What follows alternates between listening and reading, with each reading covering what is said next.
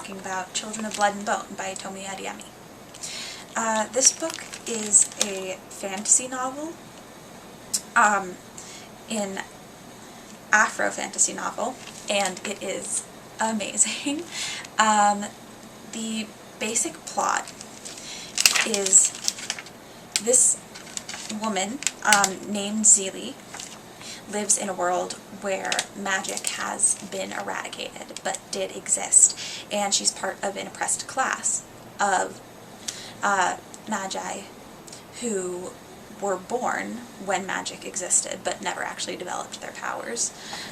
The princess of this land sees her closest friend and kind of implied girlfriend be killed by her father for having magical abilities, and so she seeks Zelie out, and they go on an adventure to try to bring magic back to the land.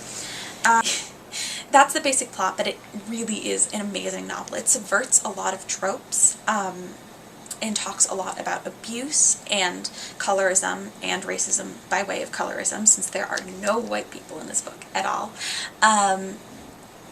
I'm aware that I'm a white person talking about this book. But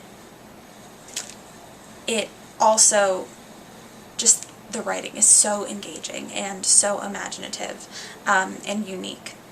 And it does talk by way of the world that they're in about a lot of issues, which she talks about in her author's note.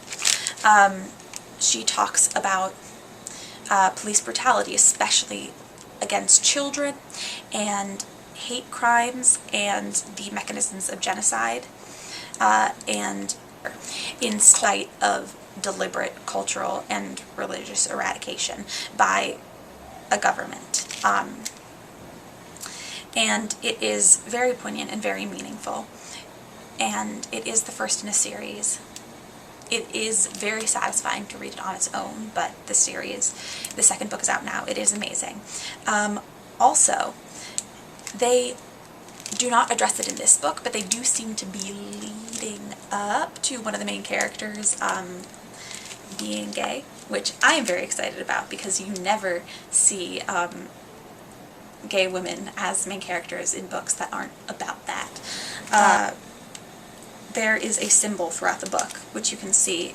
Zelie has hair, and it starts as being totally straight.